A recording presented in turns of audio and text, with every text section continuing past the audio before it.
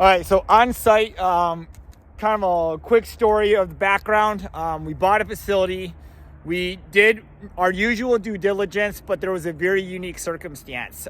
This facility is actually, the parcel actually by mistake encompassed two separate townships, which we got that taken care of. But as a result, what we overlooked was that for some reason, this township did not have the internet provider, even though 500 feet away, we have a building that had internet. So we assumed that we'd be able to get internet to this site very cheaply. It turned out it was gonna cost $15,000. I did not want to pay that on this facility because I figured at some point they would get it. So I waited. Turned out the internet provider upped the subsidy to $15,000 this year. So we were able to get internet on site for free.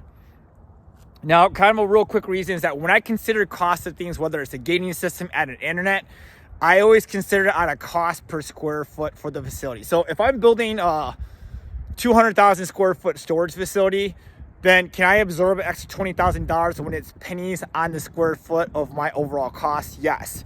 If I'm building a 10,000 square foot facility and I'm adding a pivot gate, which might cost $20,000 more than a sliding gate, then I'm going to look at a completely different set of rules then, because then I'm adding $1, $1.50, $2 per square foot on my total bill costs. So it's something I want to consider there. So as far as laying this out here, I want to go over kind of two terms, okay? Your access control. So this is where our pedestal for our access control is going to go. Really, on all facilities, in most cases, it's going to be the form of a keypad. So I'm just going to say keypad from now on, but when you're talking with gating companies, they're going to say your access control. Next, you're going to hear about your gating system or your gateway, okay?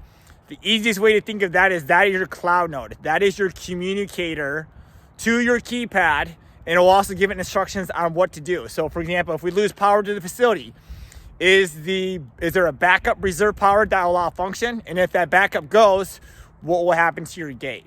In ours, the gate will open if we go under a certain amount of reserve battery. So if we only have 30 minutes left on our a reserve battery, the gate will automatically open until power comes back on.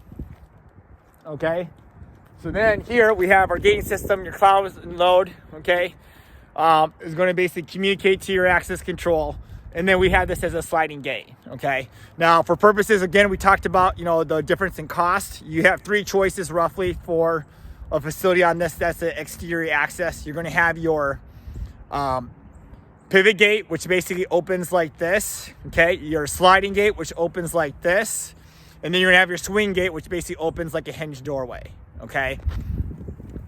Now, as far as laying this out, normally I prefer, if the cost is not an issue, to build a separate tower for video cameras.